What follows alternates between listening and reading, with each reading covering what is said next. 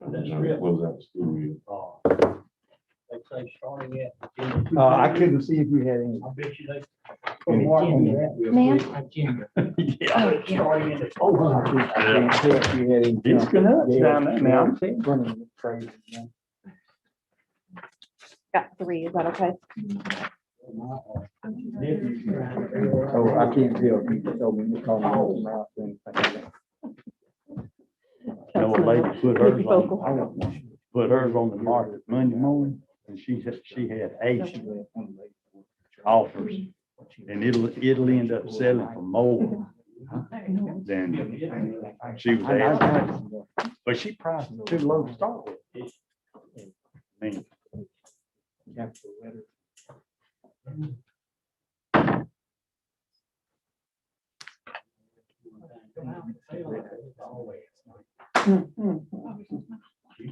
got enough money. only thing I probably have to leave my I wife kept a with. copy of it. I got going a copy nowhere. somewhere. I had seen it not long ago. She ain't leaving. Not right I now. still thought that too. I mean, they printed it. And listen, somebody moved. You never knew it. I wonder whose house caught on fire down in Frisco today. I went down there to it, I don't know who owned the house, but it was, you know, where the manufacturer, Frisco manufacturing was. Take a right. Yeah, you take a right there, and it's about 2 houses down. Little small white house. That's where the Weatherfords live. Was it? Chop, you know, Gene and Joe and all of them. That's where they grew up. Then there's a brick house right before you get to it on the right. That was Michael Timothy. Yeah, no, I knew. Yeah, and then the next house, yep. I don't think they live there anymore. No, she lives over there on, she lives on that XL Frisco Highway, somewhere over there. Come walking in with a big old A on a red truck. You know how No beans about it. Y'all just don't know when it turns around, what's gonna happen, yeah. Yeah, but we're gonna enjoy it till it does. They might as well. But we enjoyed it when it was the same way. Fear the thumb. 5 or 6 in a row. It was 6 in a row. It'll eventually turn around. but- It's been 2 out of the last 5, so I can't complain too much.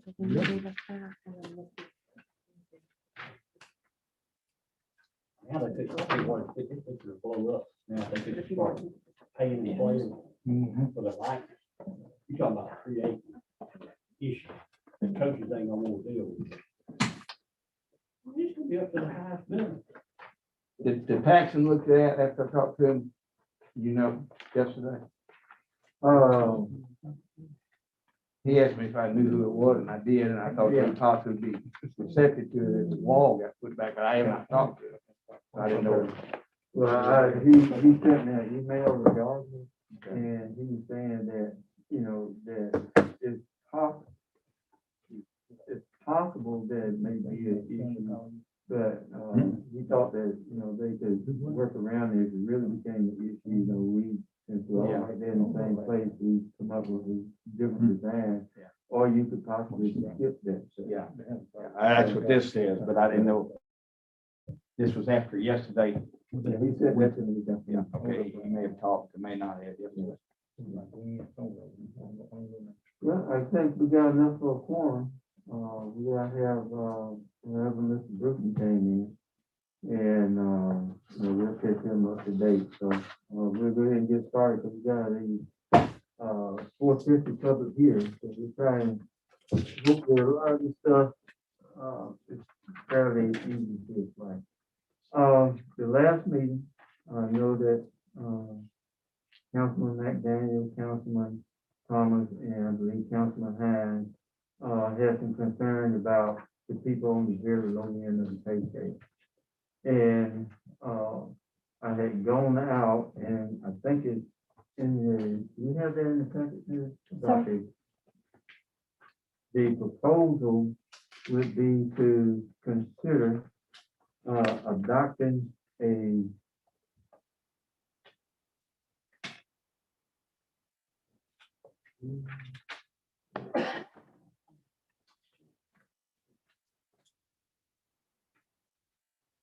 you have them all there. That's cool, next time. Mhm. Yeah. The proposal would, basically include two things right now. We just had a discussion with, Councilman Thomas. We were sitting together up in the League Municipality Council, convention. And if we went through and we raised minimum wage for the city of Monroeville employees to $10 an hour, we would be able to go through and for the employees that it would impact, I think it's about 5, it would cost us a total of $2,213 to go back and implement.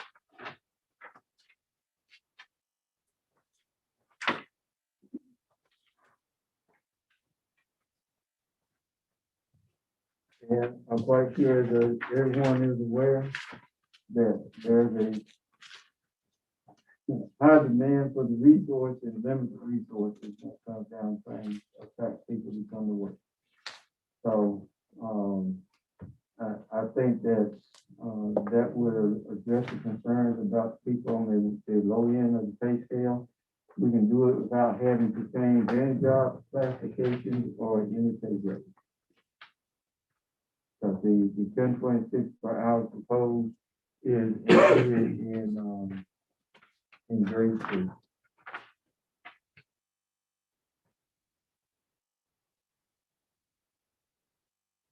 Now, the other position here that there is a change and reduce the cost is the city clerk adjusted for the salary in the budget to step 1 of the grade, which is $45,739.20.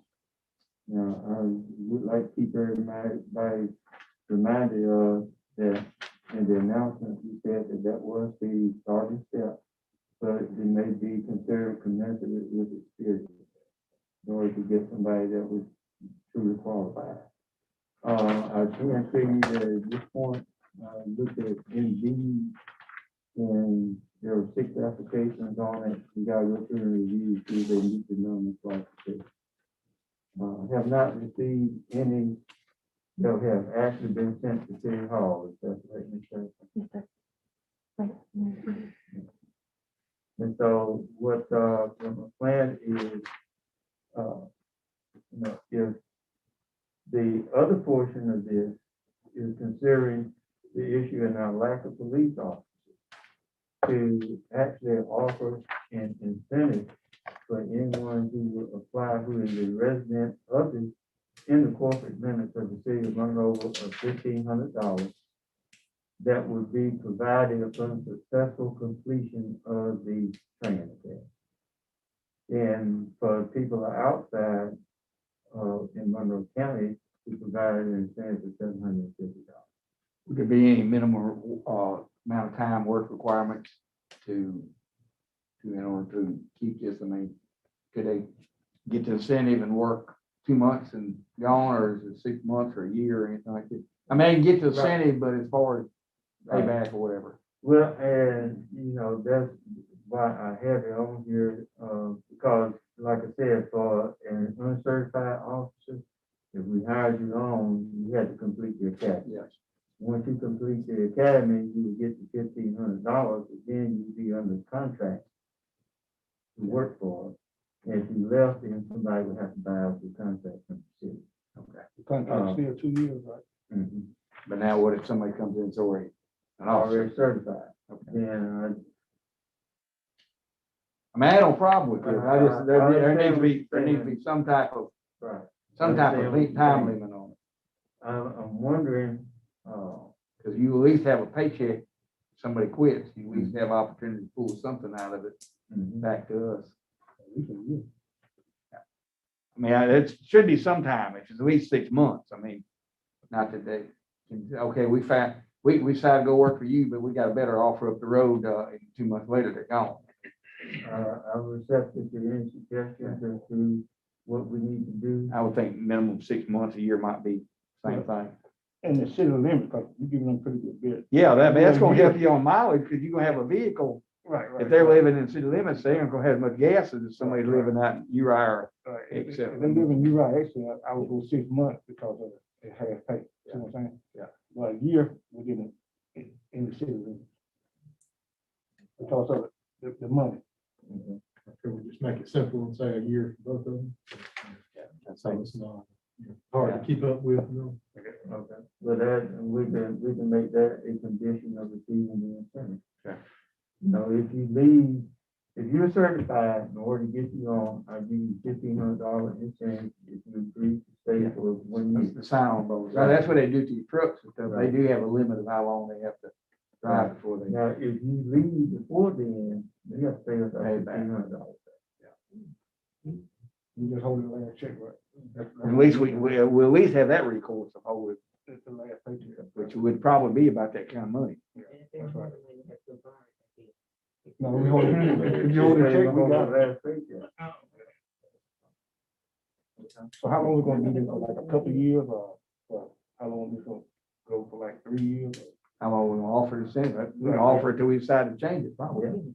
You know, that's up to us, Yeah. you know. I If we would get a say full staff and don't have a problem, we may You discontinue it. can discontinue. That would be the way I would. Yeah. And then, you know, if you have a problem that you're coming back trying to, say if you start to get 2 or more vacancies, you can reinstate it.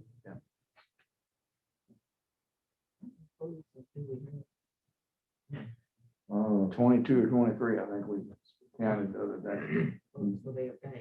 No, but I'm asking, How many do we have now that's working? 22 or 23, I don't know exactly. And there was 28 was full staff, Okay. so we're 6 off of full staff. Is that correct? I think that's a great number. 21, including dispatchers, investigators and everybody. So that's everybody, that's not just patrolmen, that's where the problem's at. We've got officers. They did come back. No, we have not, there's several vacancies on there that have been, I think we replaced 1 vacancy with a young lady We that got these got, part-time people. and we got some part-time folks. But, you know, see, if we can get the others hired back at full-time, and I'm gonna tell you, we,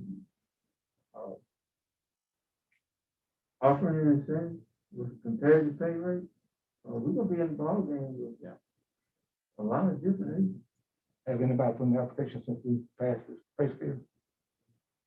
I haven't seen any at this point, but I think probably what they've been looking for is when it actually goes into effect, which is just a little over a month from now. Looks like 6 vacancies is what I'm checking. So, any questions about the minimum wage of $10 per hour? All right.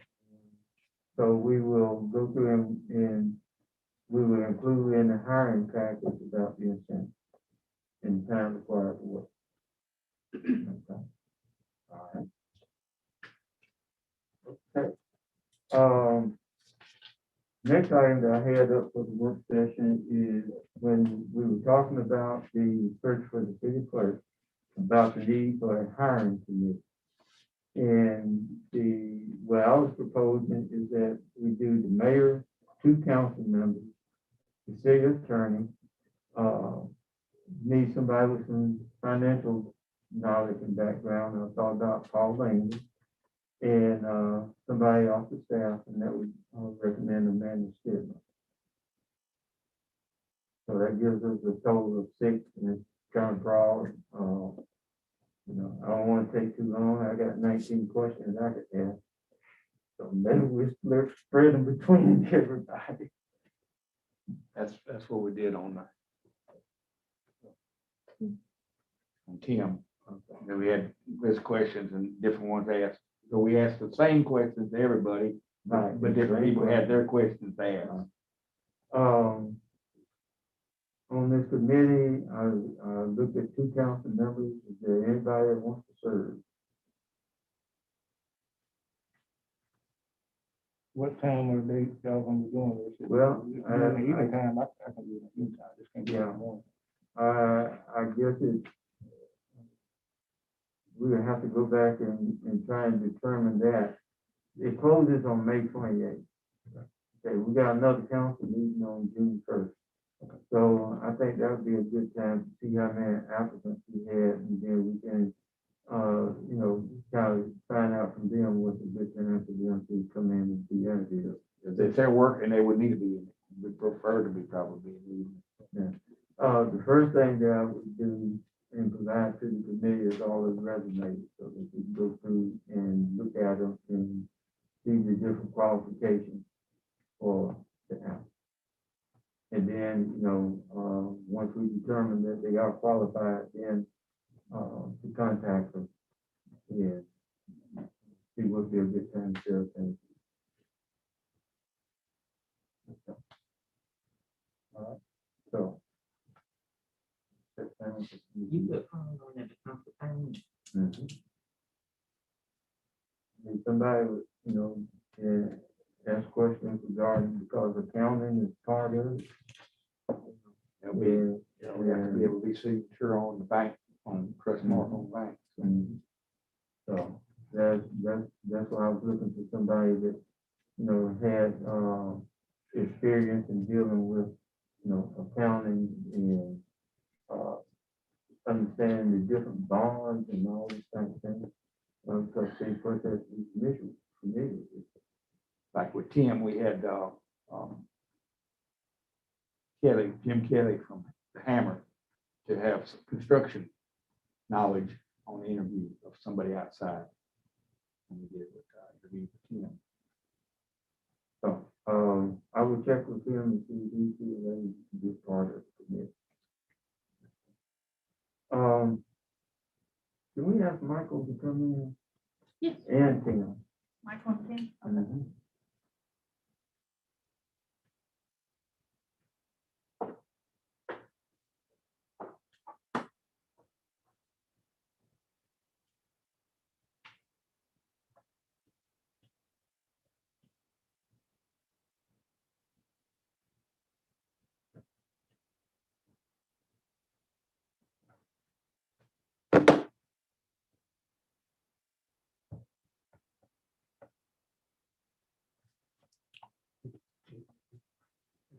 Yeah. No.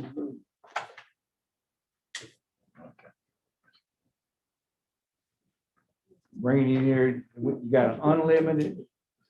Oh, yeah, but the bid, then I think. Yeah. Ask for all the money you want. Get your hand. Hey, Mary decided that anything you want that she'll authorize you to buy right now. Okay. Mini X, a street sweeper. Okay, I asked Michael and Tim to come in so we can discuss the community house and the issues we're having with water that are continuously coming in. And they have been down there and looked at it. Tim actually went down there during the last big rainstorm. So Tim, I I almost tell broke him my what- neck. And almost broke my neck. You go ahead and tell them what you found. So, like, all the water coming in is a fairly recent event, and nothing has really changed architecturally at the building. And so Michael's guys had made an effort to kind of put some sandbags around the front door. You know how the little curb cuts in? So we couldn't figure out why the water was going past the sandbag. So I went over there when we had the 4-inch downpour, and the water is actually filling up in the flower bed and coming over the little curb that cuts back to the door is slightly less high than the other curb. And so that curb makes a dam and it pours over into the front of the door. So when I got there, the water was this high up on the outside of the door. It appears to me that the soil level has gone down. And so how does that happen? Well, when all the plants died and the plants were pulled out, that took a root ball of soil with them. So now the soil has gone down and gone down in that flower bed, and it gives the water somewhere to pool. So that was my deduction. We're in the process of cutting a little cut right there to let the water out of that curve. But that's like seeing it firsthand, it made sense, is the soil has, you know, if you have a flower bed or a bed with soil in it, it's higher. And you know how roots, you know, everything kind of slopes up to the plant. So the missing soil, we got to put some soil or plants back in there or something like that and make a curb cut and possibly do some kind of underground drainage. But it's not exactly running in from off the asphalt, which is what we all thought was happening. Michael took some grade shots. Yeah, I took some grade shots and there's plenty of fall there to get the water away from the building and out. But yeah, and you know, coming down that flower bed, you got all that water coming off the roof going in that flower bed. And it's already coming downhill. So without the topsoil and all in there for the water to run out back uphill, it's all coming to right there to the door. And when it builds up down there, that's when it comes on over. Because that's the lowest part down there. So if we fill those flower beds back in and plant it back, that should, now we did do a cut in that curve. So if it happened before, you know, we get all this done, the water maybe can get down there to the door. And maybe, like we talked about, maybe taking some brick or something and kind of building a little dam there that you can cover over with some soil, but it would just be one more high point to direct the water out the curb cut before it gets one more to the door. But when I was there, you would not believe how much water was in that building.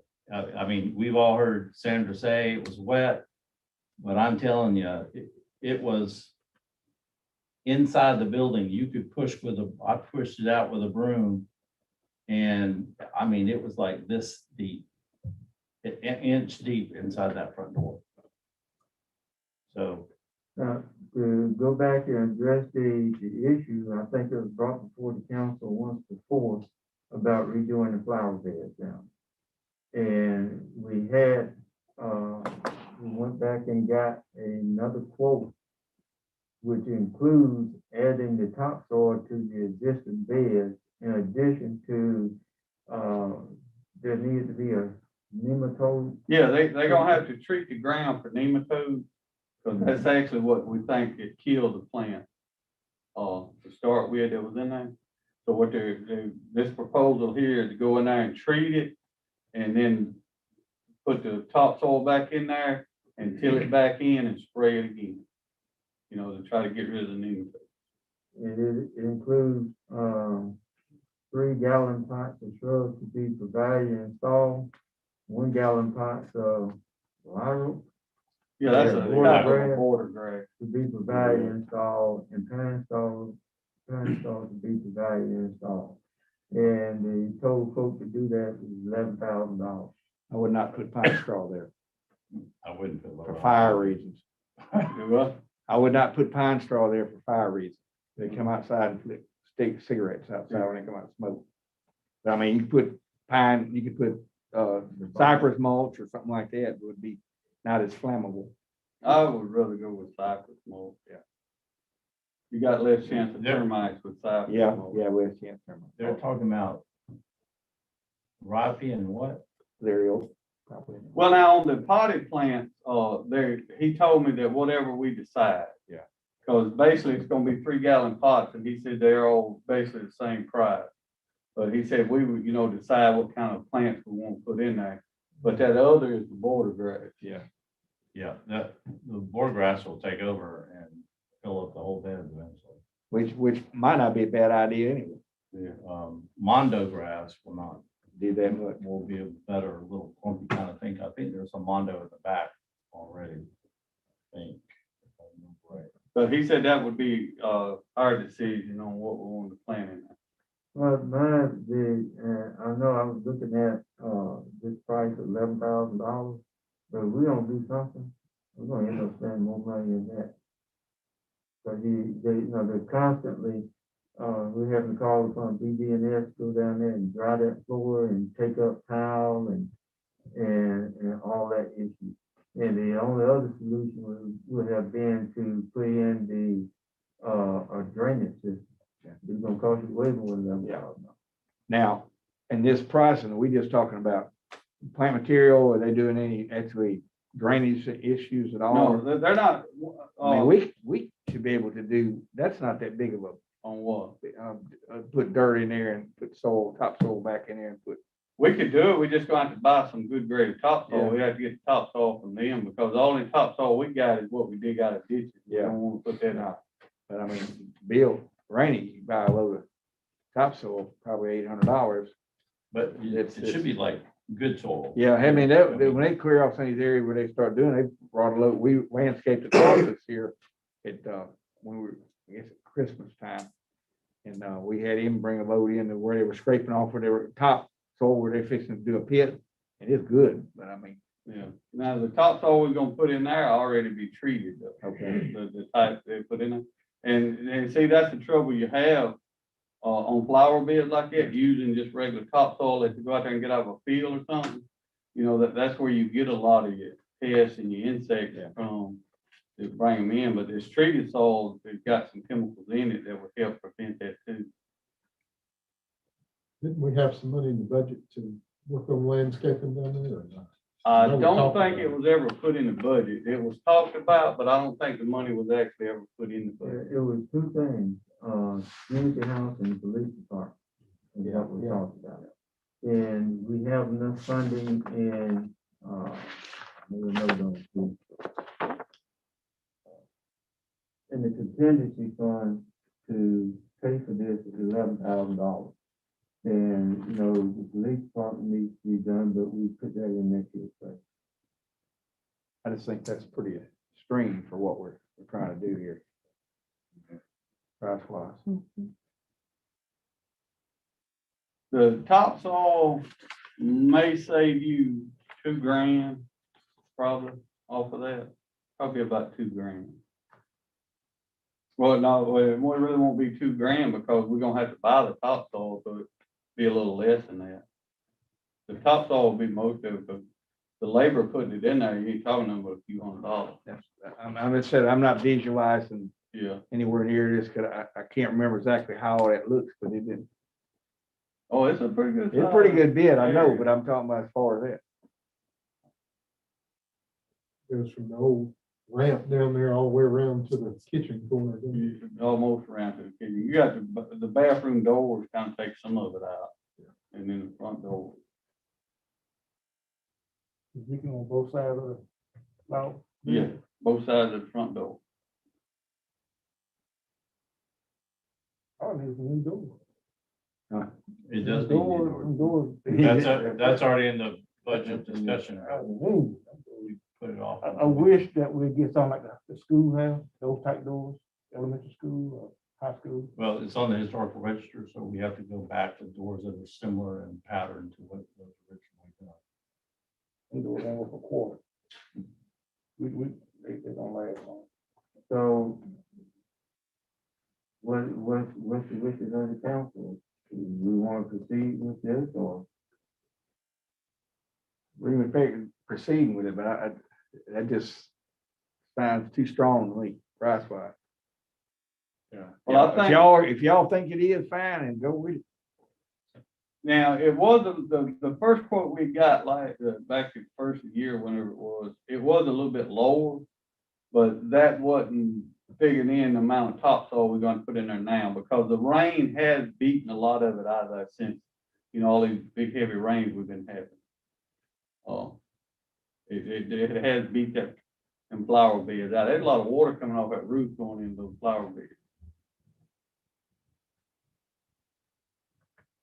Might ever have like a concrete curve. Yeah. But if you put that motion there, it's gonna be the same thing. Well, see, I was thinking about putting concrete in there, fill them up. But It's gonna be like.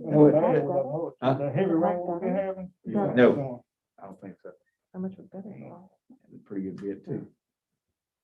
See, you're talking about putting gutters on there and divert that water that way out. well, now that's, I would like to see that, and honestly, I think a architect could design a set of gutters that would match that building, and the historical society should, go along with it. I think that corner where the water comes off, I don't think a gutter can catch it. Yeah, You can catch it down but that intersection, that's a lot of water. big roof, yeah. There's a lot of water coming off right there. You got that much roof. The problem on the gutters is getting it back and down. Divert it to Because wherever you gotta it's- go it with, yeah. sits so far out. Yeah. And then you're pulling the water back to the building if anything ever goes wrong. At least right now, the water mostly is away from the footprint. We gotta make a decision on doing something, because if we don't, when rainy season coming in, we're gonna be back down there again, trying to have to take tile up. Rainy season coming in. If we can get the water out of the flower beds, I think that'll stop it from going in now. I ain't saying it's gonna stop all of it, because it has in the past, a little bit, it got right under the front door when it's blowing rain and stuff, but that water would stop right there at the mat. The mat would get wet and right up under the mat. So, but that has happened, because of blowing wind and stuff. That's your recommendation, I'm fine with it. We need to do something, and no use waiting. Yeah, I just observed. I'm not recommending anything. I just observed how it was happening.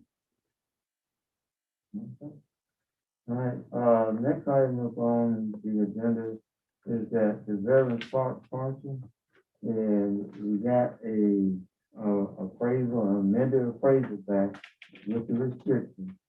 And it was valued at $12,000 for the 3 acres. And so I just need authorization from the council to enter into negotiations with Ron Wiggins, to see, what his stake is on this. The indication I got at the time before all this pricing of everything went up, that was a number that he lived with. Also in the same situation, can we also enter in a discussion with David Hutchinson to continue that parcel out to David's property? You think it's 3 acres? No, it's probably be a little over 2, maybe not, may not even be 2. It's not gonna be as big, because Mr. Hutchinson lot comes back a little further than what I think so. Wiggins does. It comes back a little further, so it may be 2.5 acres. Okay. And I don't know what, and talked in price with him, but he has repeatedly asked, when y'all consider this, will you consider continuing that part all the way out to where it meets Jim Davis's property? That would be a solid line in there, and it'd take care of all of that. Well, because the reason I'm asking, because see, we're gonna have to go through and go through the public hearing process to declare this as excess. So then it means we'll have to go back and we gotta get an appraisal on those 2+ acres and do the same process. It should be the same, because it's basically the same little strip. It's same ground, I understand. terrain and everything. I don't doubt that the price on it's gonna be about the same. Yeah. But we gotta go through the process. Yes, sir, I understand, and that's fine, but if we're going through, we could do both of them at the same time. If Ron's not in a rush to do anything, I'm not sure where he is now with construction costs changing. I'll go back and, like I say, council authorizes me, if the council accepts this, fair market value appraisal of $12,000. And authorizes me at that point to enter negotiations with them, then I can come back to the council. I think that's a more realistic amount. Okay. And see, like, I don't know, he may turn around and counter offer 3,500. Yeah. But it's council's decision as to whether to take that, stick at 4,000. Yeah. Okay. All right, so I'll do that, and probably have to get back in touch with Tony Lewis and then do the appraisal on the other section. If you want to call David Hutchinson, or you want me to, or whatever, he's asked me, he's reached out to me, I hadn't reached out to him, this and that, but if you're doing the talking, you can go ahead and go do it all, and then you won't be a second party. Okay. All right. The next item on the agenda was, and let's ask Chief Black to come in. I need Tim back too. Tim.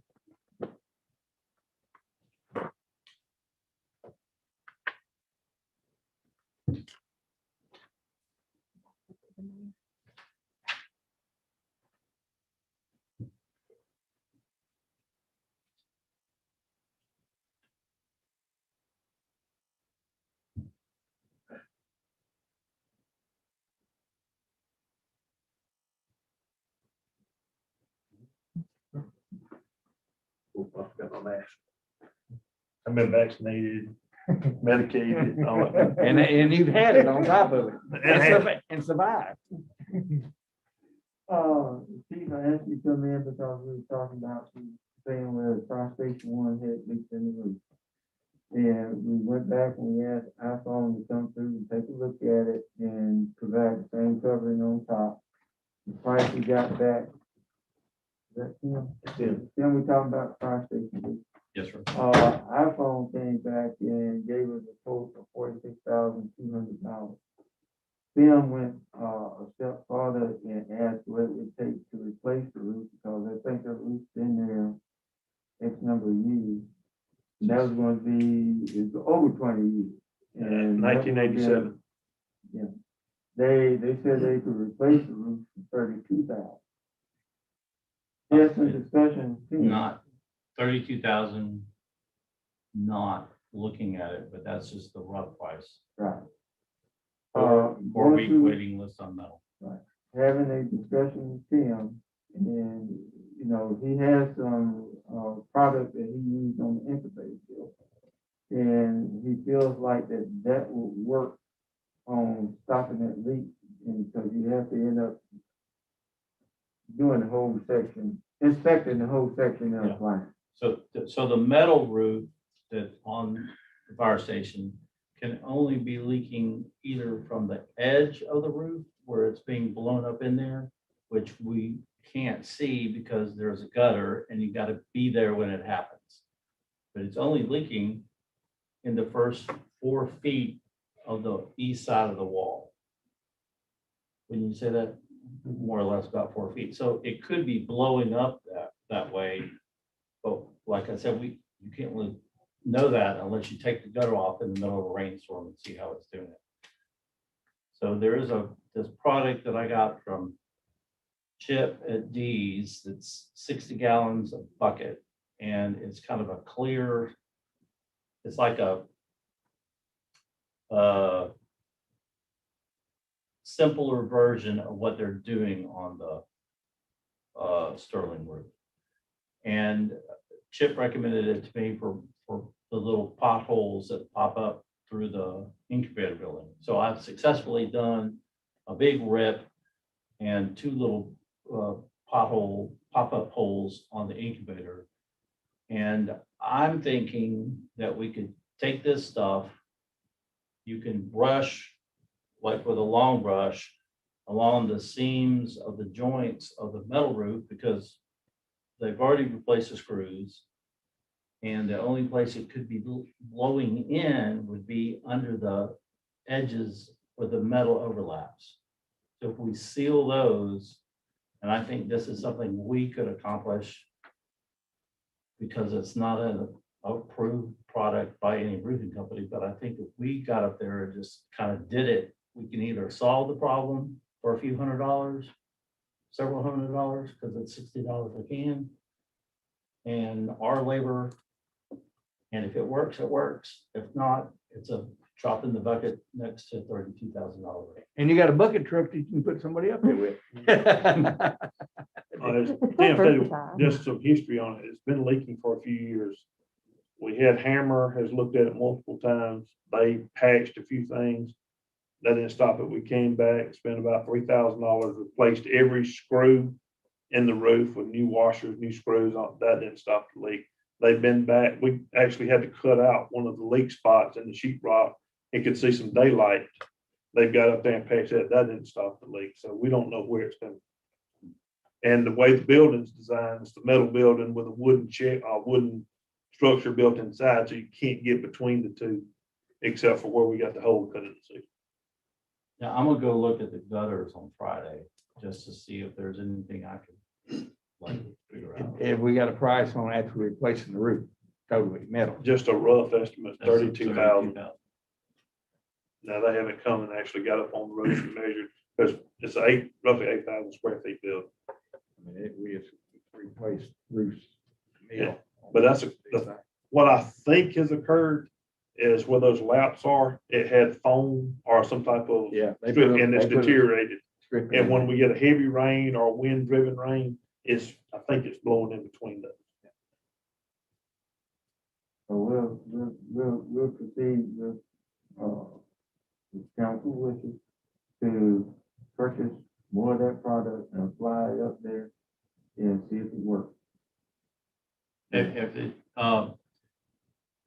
If I'm going up Friday to look at the gutter, I could actually go up Friday and see how far one can goes.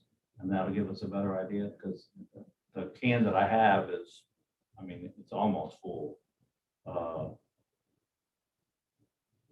Then we could just go from there. And it probably wouldn't hurt. I mean, if it didn't work and we had to put a new roof on, then it probably wouldn't make any, or more No, I difficult would for have them to to take change the it. roof off. I'm Yeah. gonna take it off. Anyway, so, and like Chief said, the metal itself is not in bad shape. It's just, it's whatever Yeah. that little edge condition is. Well, we'll proceed, try that, and may have to coordinate to get you some help from whatever. Yeah, well, then I can see on Friday how challenging or whatever it's gonna be. I mean, it's such a low pitch, you can walk up there pretty easy, but it's just that corner edge and, but we have a truck. Next item was, our FC like to come in because we heard a request. Plywood. Rent up to be answered. Yes, sir. And situation was that they had a fire. And they were requesting if there was some way that we could provide assistance to them when they had fires of that nature. I know what our policy is, in traveling outside of the city limits. I think that there are several issues that you would have to consider, but Chief, I'll let you. What they'd expressed to me, one is their insurance. We can't help them with their insurance because they're too far away from our facility.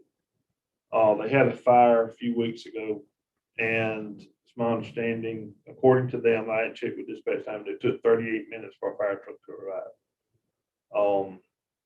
Their inquiry to us was, could we respond like we did to Temple and Harrigan, being that both of those are outside the city limits? I told them that would be a response that you would have to approve. The issue is we're getting so short-handed as well, is if we start sending people up there a lot and we have an event here, the issue. We have mutual aid agreements with all the departments within the county. They'll come help us or we can go help them. And here lately, we've been going and helping them. So if it's a fire of any magnitude, we would end up going anyway. But I just don't want us to get called in to having to respond up there for every little event that they have. I understand it is an industry in the county, but you know, our primary protection is Monroe. Yeah, they're especially gun shy because they lost. And that's when all this came about. They had it, with Waynesboro mill, they burned to the ground. Similar veneer mill that they have here in Beatrice.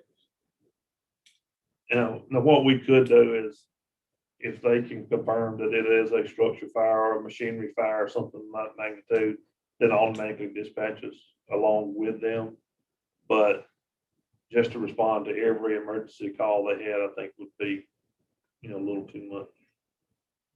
So based on what you think the guidelines are, I don't think you just let them continue following the guidelines. Is it, and just give you some background, we went and assisted Nexie the other night on structure fire. We've gone to help Frisco today on a structure fire. While we were there, we had a call and only had 3 people. you know, so we're shorthanded than anybody else, so.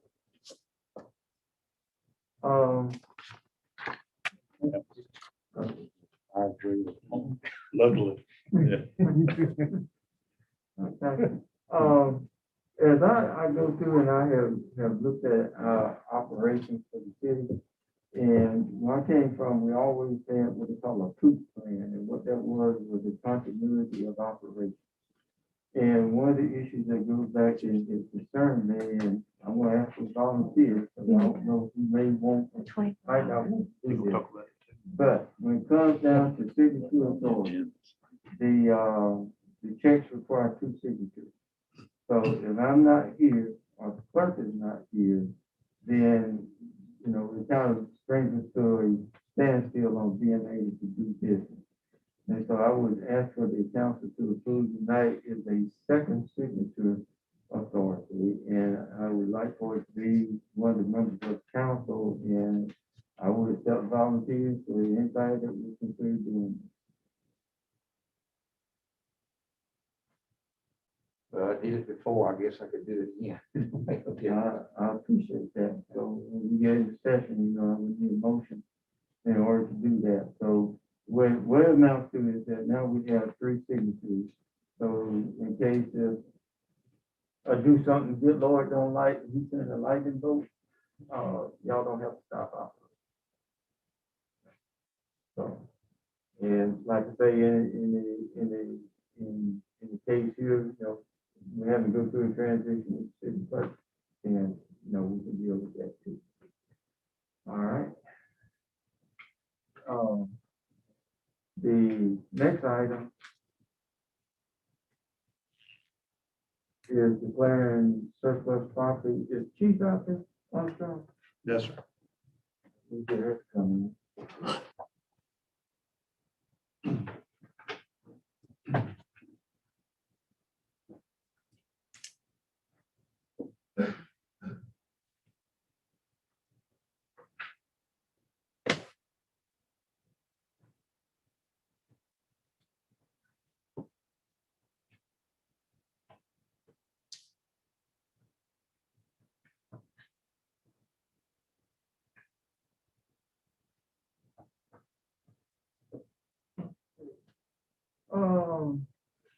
Jackson, did we have a handout for what they proposed minimum bids to do?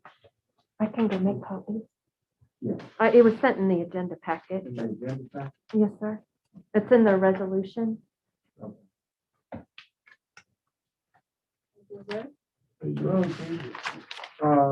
Came through and I wanted to go through and touch base and talk about, the surplus property. And I think you have some recommended bids. What I'm proposing is that if we're going to do this bid process, we actually go back and set number of bids at the bid point. And that will enable us to be able to go through and deal with, like, we got a 2010 Ford Crown Victoria with 124,772 miles. Then we got front end issues, $1,500. Right, I went back and did like you said with Kelly Blue Book, and then just subtracted what we could get, estimated what the cost would be with them. And Okay. subtracted from, that's where I came up with the, $1,500. yes, sir. Okay, then we have a 2010 Ford Crown Victoria with 104,564 miles. We have transmission issues and a minimum bid of $1,800. We got a 2013 Ford Interceptor. I think that's the Explorer, Yes, sir. all-wheel drive. It's got 137,300 miles on it, and it's got rear end issues, and minimum bid would be $2,500. 2014 Ford Interceptor, mileage $106,571. Got blown transfer case. And so minimum bid on it would be $2,800. And we got a 1997 Ford F-350 XLT. I think that was kind of like your crime scene. When Mobile Chief command. one of them was here with the transport where we took buy the lab for our office. And then when we had it back, we kind of tried to fix it up to use it for like the man post and all that, but it's a lot cheaper. It won't stay, can't get anything to stay running right on it. It's a 1997 model. I guess it's got engine problems. Recommended minimum being 3,000.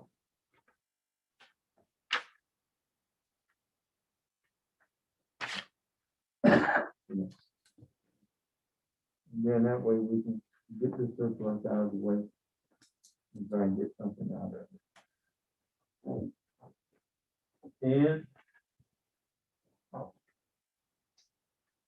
she's black still here? Yeah.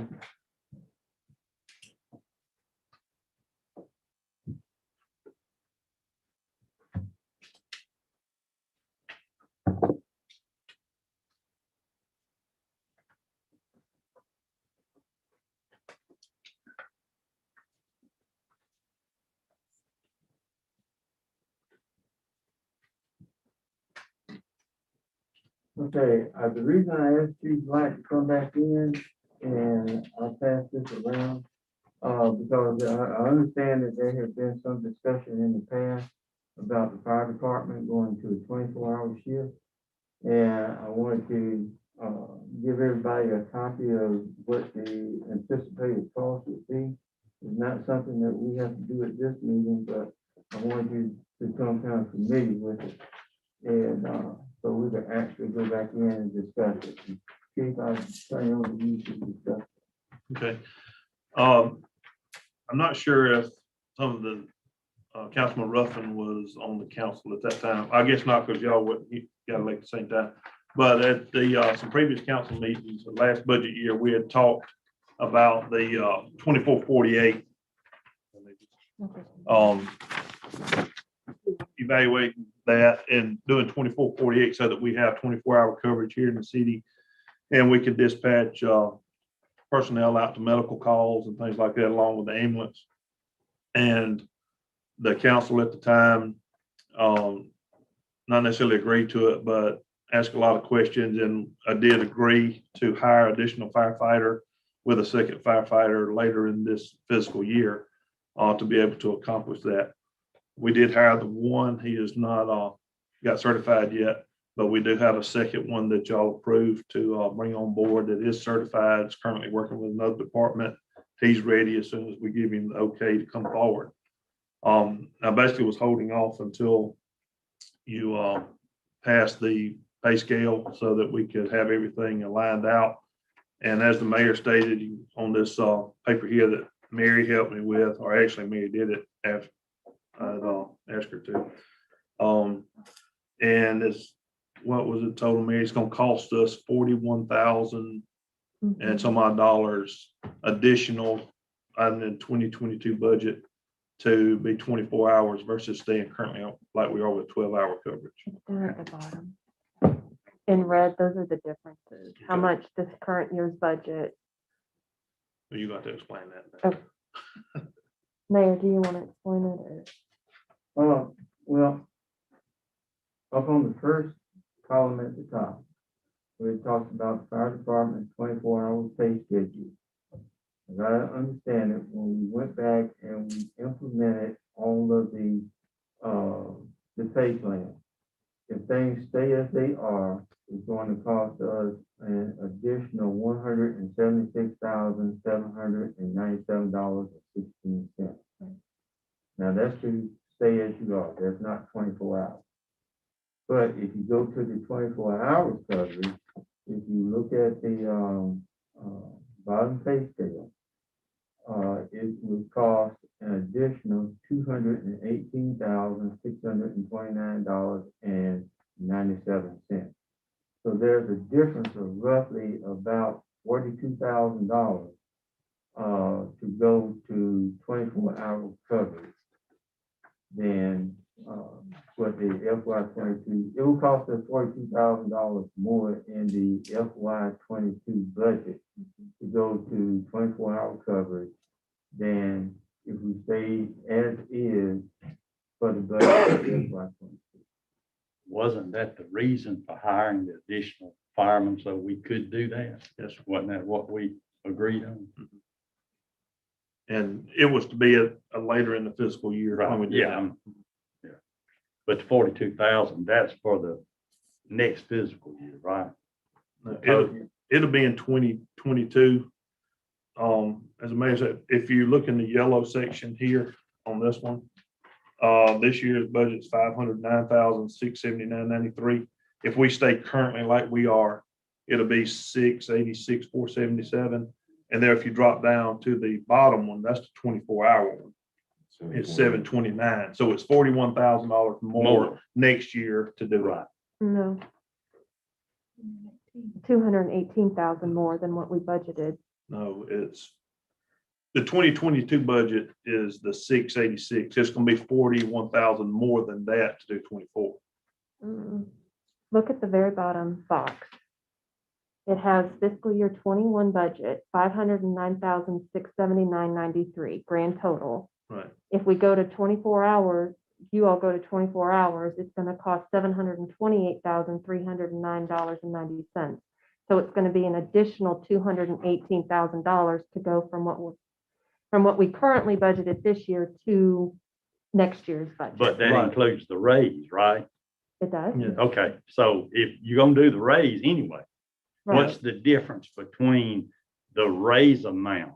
That's what we're looking at, not, I mean, we're gonna do the increases is chiseled in stone. That's where it comes back, because we're projecting based on last year's budget for FY 22. If we keep everything just as it is, then that's where that total of $176,797.16 comes in. That is not 24-hour coverage. Right. Now, when you come down to the bottom one, 24-hour coverage, your difference is going to be above, what was budgeted in FY 21 is $218,629.97. So there's a difference when we prepare the budget for FY 22. There's a difference of going to 24-hour coverage of roughly $42,000. Right, It's yeah, gonna that's, cost you $42,000. because you subtracting the 176, the From the difference 218. between the 218 and the 176, right? Yeah, next year's budget's gonna be 686 if we stay just like we are, just because of the pay increase. Right. And if we go to 24 hours, it's 42,000 additional. Right, and that puts you at 728. Yeah, so only 42,000 difference. Only. It's only, It's only money. yeah, it's like if we would have kept, So, kept I your wanted- suggestion on page, that we would not have near as much as this, we could almost done it for nothing. Right. I wanted to give you guys this to take a look over it, so we can actually go back to the other next council meeting. And, we need a decision to whether go 24 or stay as you are. So that's for work purposes. And then, we'll tell a date to start budget hearing coming up sometime in June.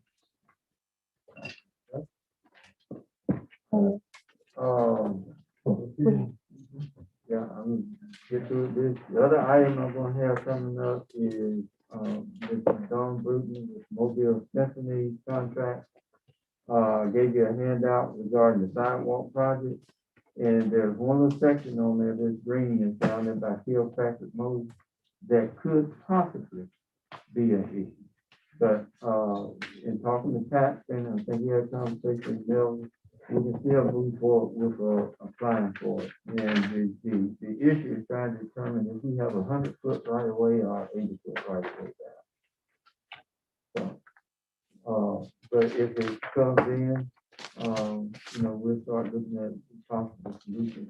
But it's not a big step in that part. Last item I'm going to need is approval to pay for a radio spot congratulating the graduates of Monroeville and cost $65.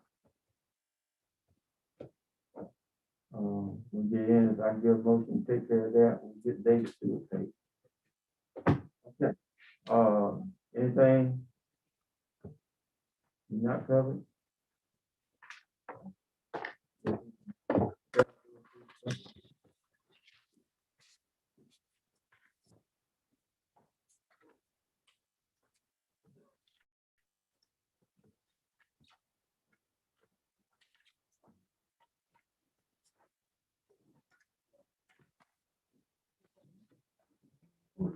Thank you.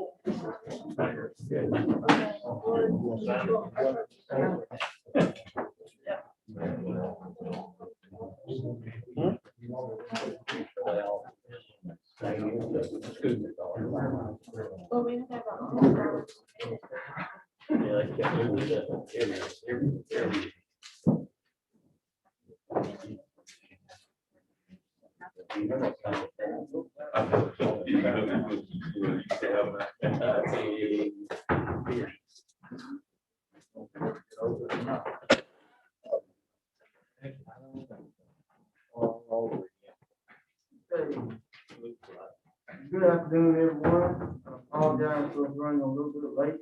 We got a lot of conference. But this time I would like to, call our public hearing to order and begin with the invocation by, Dr. Reagan Williams.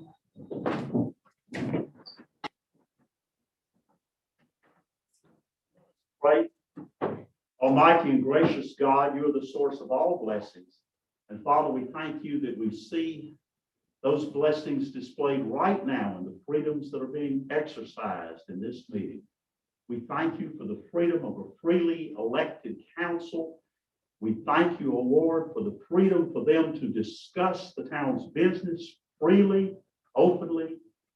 And Father, we thank you for also the opportunity for this invitation, for the freedom of religion that we have. Father, to these blessings, we would call upon you to give the blessing of wisdom, the blessing of understanding what ought to be done and how to do it.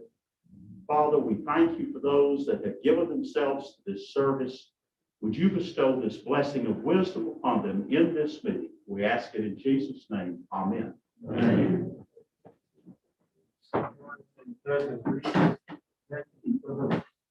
Pledge allegiance to the flag of the United States of America and to the republic for which it stands, one nation, under God, indivisible, with liberty and justice for all. Thank you. Thank you.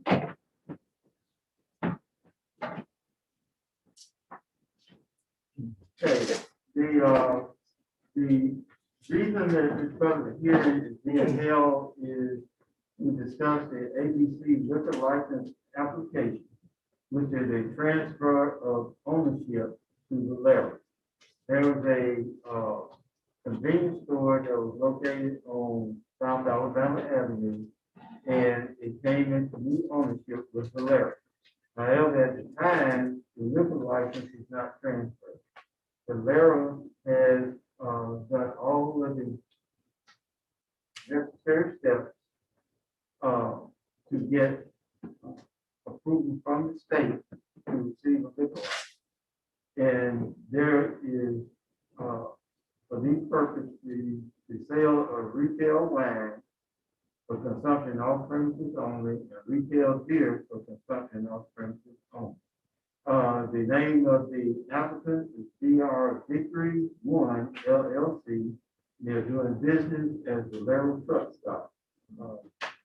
They're actually located, the mailing address is 3781 South Alabama Avenue here in Monroeville. The residential address is 8 Covey Court, Bridgeton, New Jersey. So they have met all of the requirements of the state. We're having the public hearing to go back to grant the liquor license for the city of Monroe. Are there any public comments concerning the grant of this liquor license? There being no public comment, do I have a motion to approve of the local? Do I have a motion to approve the local license? Okay. Do I have a second? Second. Okay. Any discussion? I had asked Tim to check to make sure on signage allowed. There's a question in my mind about what's allowed in advertising. Beverages that are being sold. I'd like that to be verified. That still has no bearing on approval. Can you discuss that? Yes. All right. All in favor? Second item is approval of the state liquor license. Do I have a motion to approve the state license? Okay, do I have a second?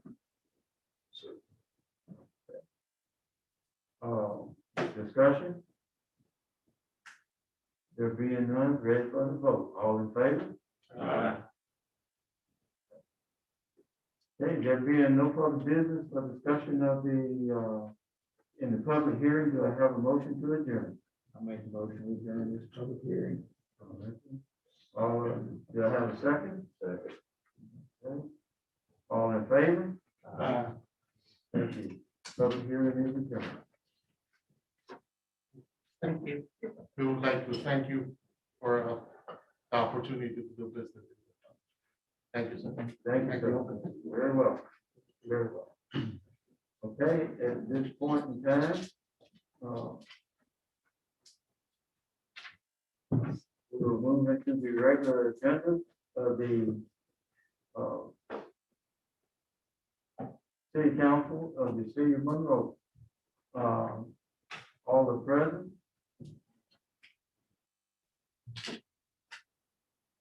Okay. The first item on the agenda is the approval of the minutes for the work session held on May 4th, 2021 at 3:30 p.m. Regular meeting is held on May 4th, 2021 at 5 p.m. and special call meeting is held on May 7th, 2021 at 5 p.m. Do I have a motion for approval of the minutes? Okay, do I have a second? Any discussion? There being none, ready for the vote, all in favor? Okay, first item on the agenda.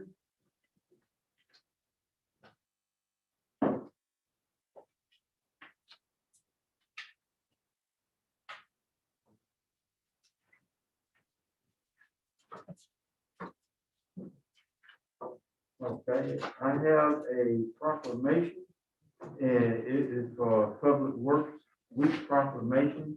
And it reads, whereas it's from the National Public Works Week proclamation, May 16th to the 23rd, titled Stronger Together.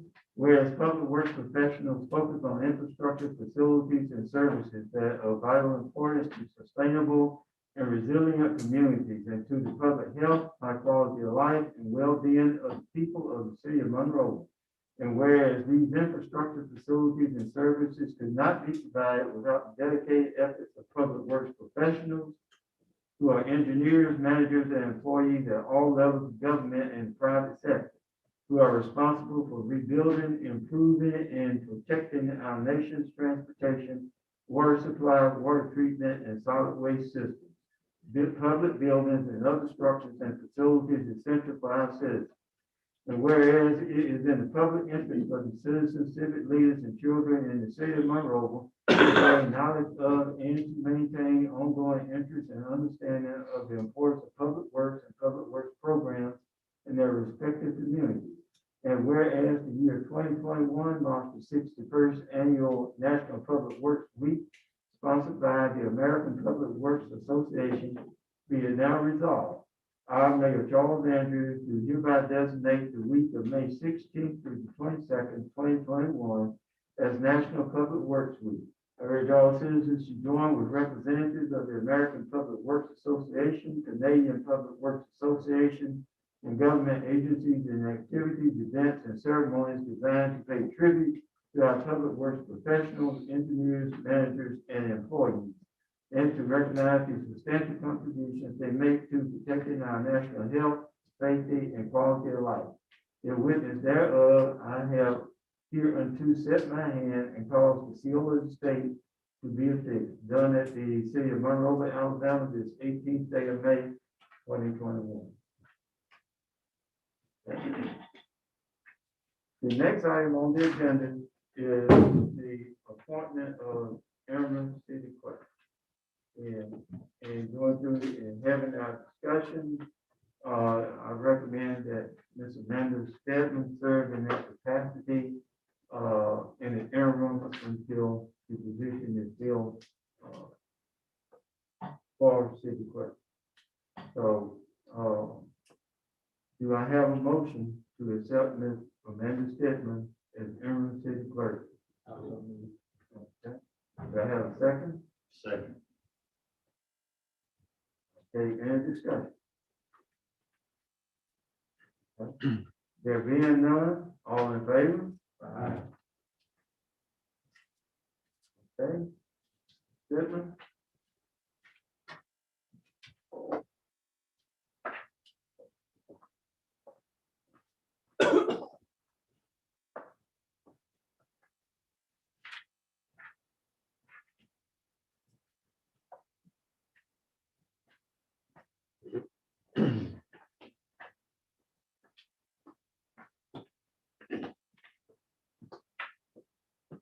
You raise your right hand and repeat after me.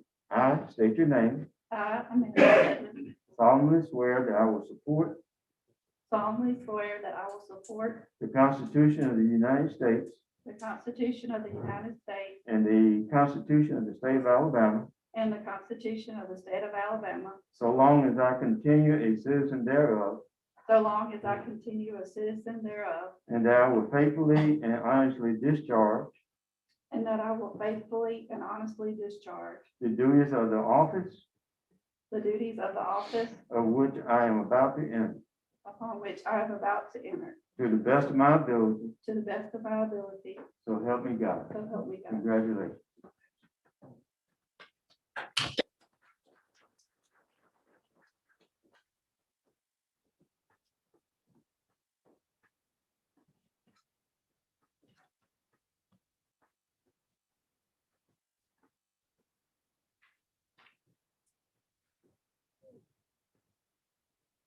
Okay, next item on the agenda is to actually appoint a committee for the purpose of hiring the city clerk and treasurer. And I have proposed to serve on that committee.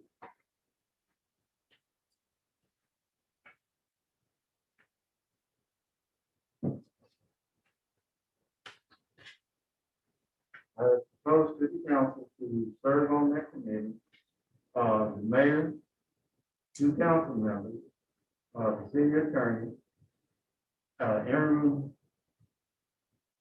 city clerk, and I will also, and I have not confirmed this, but I will ask Mr. Paul English. The reason that I'm looking at this is because the city clerk position has many diverse functions. Everything from legal issues to financial issues and accounting issues. And I think we need a diverse group of people to sit on this committee to conduct an interview. So as far as the composition of the committee is concerned, do I have a motion to accept these positions and propose the committee and conditional upon Mr. English? Do I have a second? Okay. Any discussion? Before we take the vote, I would just like to say that, at this point, we will have to set a time for interview. That would be determined by, contact with any applicant. The position announcement is set to close as May 28th. So that is next week. And, once we get the name and the thing, I will, the next council meeting, we'll get 2 council members to serve on the committee, and I'll call them together, go through, review all of the applications. Okay, so with that being done, all in favor? The next item on the agenda is to appoint a secondary signature authority of the mayor. I noticed that when I came into office that it requires 2 signatures on all of the checks that are issued by the city. One is the mayor and the other is the city clerk. There is a need, however, to have what we call a continuity of operations. And the continuity of operations, there is a need to have a backup signatory for the mayor. And Councilman Melvin Fogle has agreed to serve in that position. So do I have a motion for the appointment of a secondary signature authority of the mayor? I make that motion. Okay. Do I have a second? Okay, any discussion? Okay, being none, all in favor?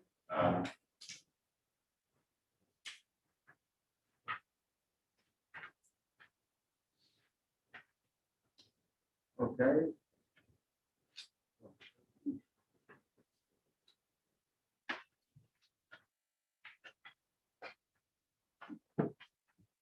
Okay, the next item on the agenda is a resolution to declare police department vehicle surplus property and receive bids. Included in that resolution is that we have set minimum bids that will be acceptable to the city. That being the case, do I have a motion to adopt resolution 21-05-007 regarding the declaring police department vehicle surplus property and receive bids? Okay, do I have a second? Okay. Any discussion? There being none, all in favor? Okay, the next item on the agenda is with the Monroe County Library request to use city fans and barricades for the summer reading program. And that takes place, I think everybody has a handout, June 7th through the 11th, from 9 a.m. to 1 p.m. As I understand, this will be an outdoor event.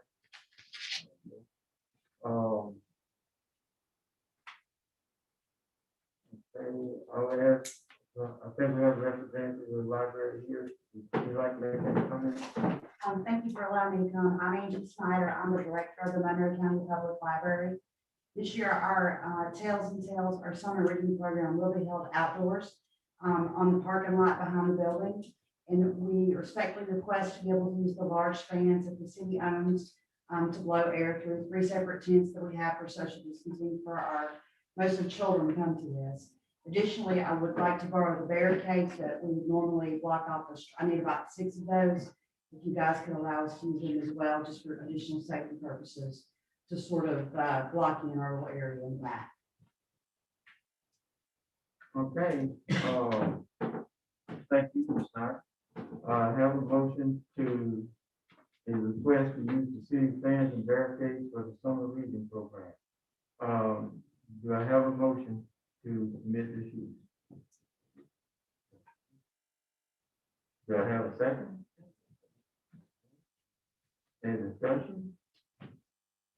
being none, are ready for the vote, all in favor? Next item on the agenda is community house rental refund request. And I think this falls within the guidelines that we discussed. And it's from, is that Carrick?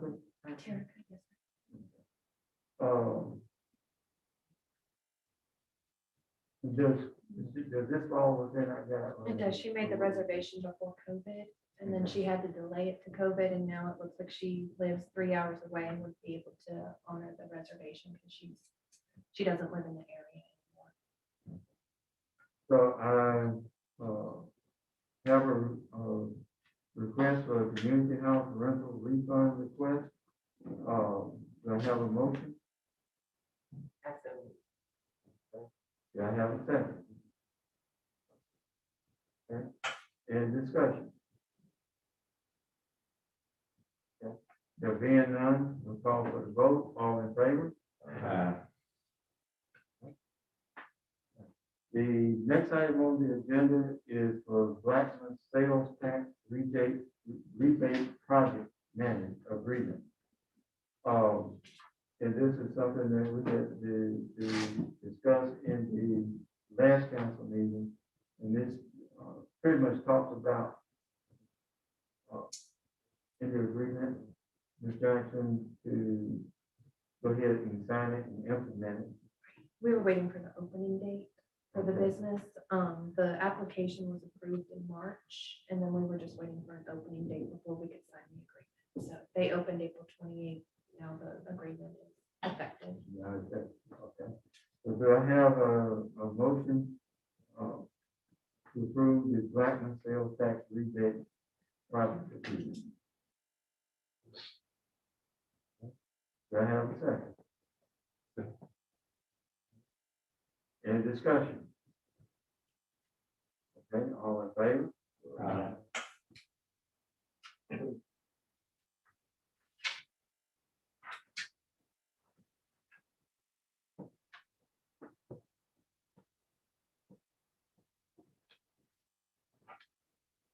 Okay, next item on the agenda is an issue dealing with the community house and water going into it. And we had a discussion in the work session about what needs to be done. And the issue here is to address the community house. The police department is on that, but I think that there's something that we carry over into the next budget. So do I have a motion to accept the quote for the addressing the issue with the water coming in at the police department, landscaping expenses at $11,000? Community. Okay, do I have a second? Any discussion? Do we have any guarantees that this will work?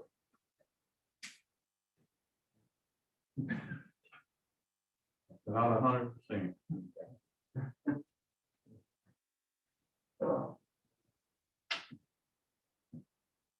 That's right. It's difficult to say. You gotta do something. I'm not arguing it. Okay. Call for the vote. All in favor?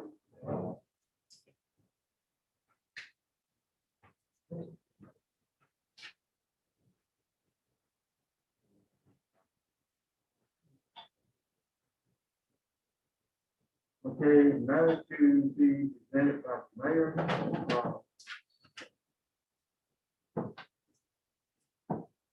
The Monroeville Symphony Orchestra contract is up for approval. Our Symphony group will get, I think I printed it off here somewhere, but you can provide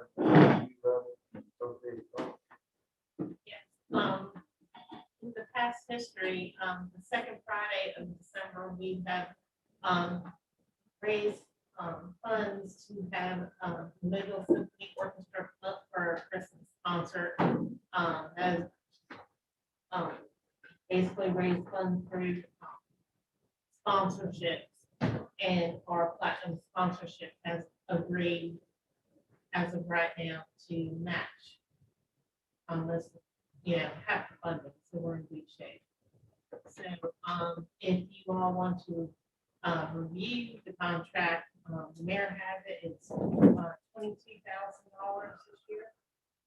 And, you would have to have that money in by January 1st of 2022. They're gonna perform this year? Okay. They are really good, right? Yes, and I've already checked the Nettles audit plan, and we went ahead and last year when we didn't have it, I went ahead and reserved it already.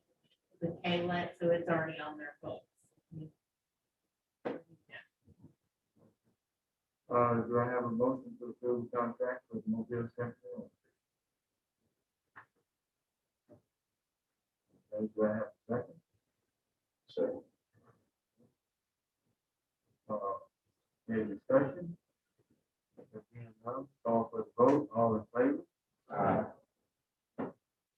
Okay, the last item I have is we actually work together in MSP to a radio spot, congratulating all of the graduates from the school system here in Monroeville. And the total cost of that was $65. And I just need a motion from the council to approve paying that $65. Do I have a motion for it? Do I have a second? Second. All in favor? Aye. Okay. At this time, that's all I have. We have a point to the matter to be presented by council members. Start with Oprah. I said we got bad news tonight. United States right.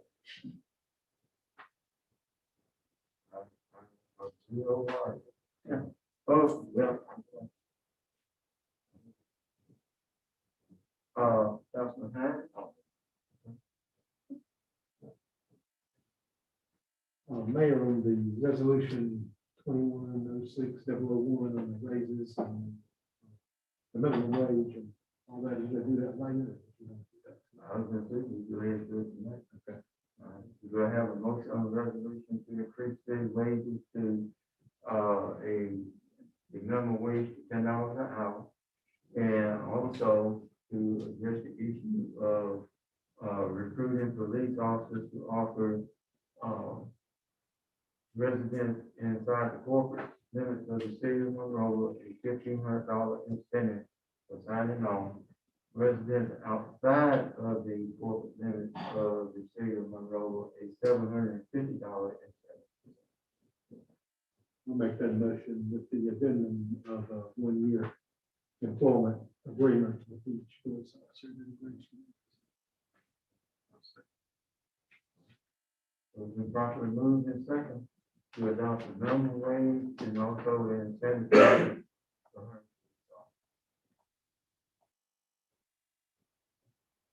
All right.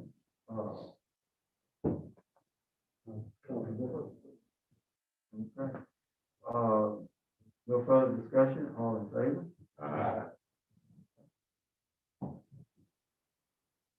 Okay. DA. Okay. I'll call upon the department here. Steve Black. Yes, sir. Okay, Steve Armstrong. Okay. Michael? No. Ms. Ruth? The city will be hosting Touch a Truck at Monroeville Elementary School this Friday from 9 a.m. to 12 noon. It is going to be closed because it's on school campus. So we are bringing it to them due to COVID. They were not allowed to have field trips this year, so we are taking it to Monroeville Elementary where we first began. So we're excited. Yeah.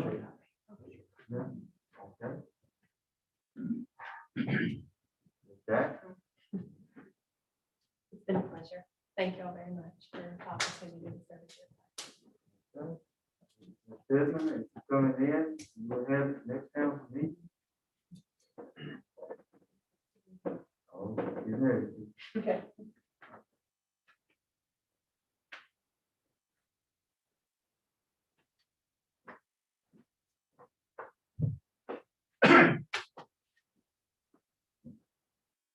Jackson, if you step forward, please.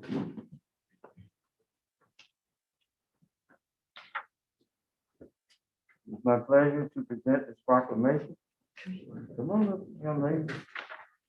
Get right here in the middle of it. Are you part of the family too? To present you this proclamation, and it reads, a proclamation to recognize Ms. Mary M. Jackson for becoming the education coordinator at the League of the Alabama League of Municipalities. Whereas on August 18, 2015, Mary Jackson was appointed the city clerk treasurer for the city of Monroeville, Alabama. And whereas Mary Jackson has provided a professional link between the citizens, the local governing bodies, and agencies of government at other levels. And whereas Mary Jackson continually strives to improve the city of Monroeville through participation in education programs, seminars, and annual meetings with the Alabama Association of Municipal Clerk Administrators. In May 2016, she received her certified governmental accounting technician with the University of Alabama. In August 2017, she received her certified municipal clerk.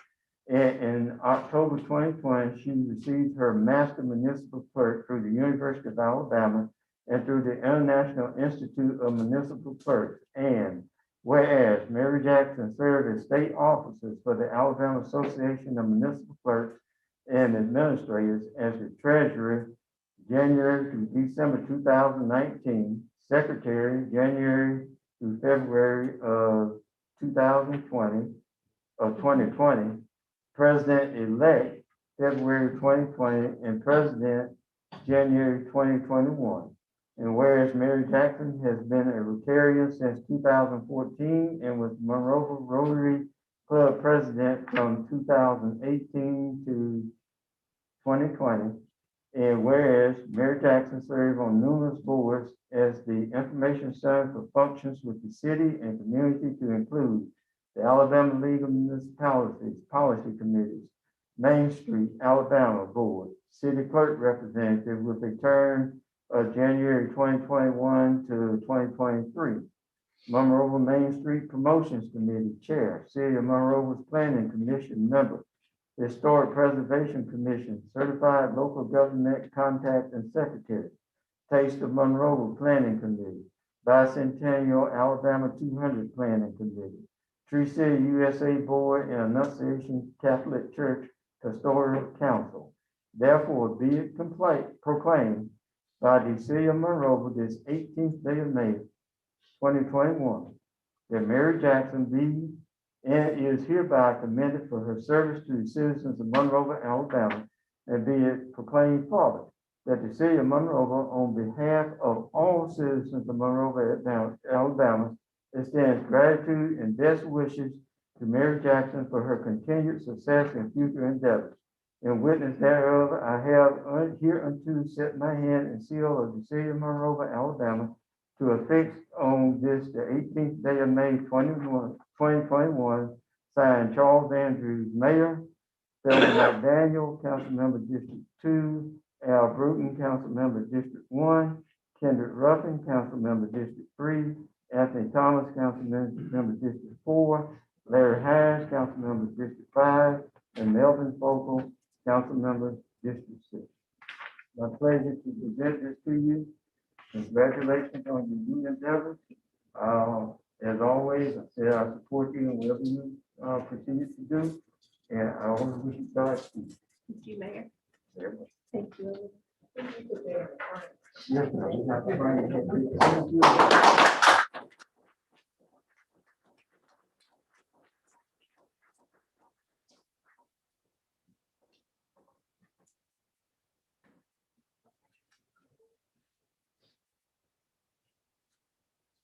Okay, there be no further business of the City Council of the City of Monroe. Do I have a motion to adjourn? I make a motion to adjourn this meeting of City Council of Monroe. Do I have a second?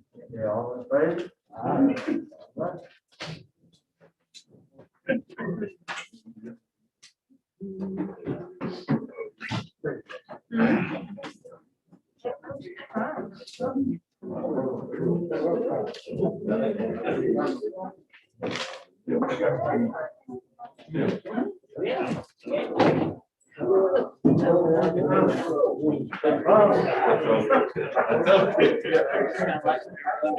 Yeah.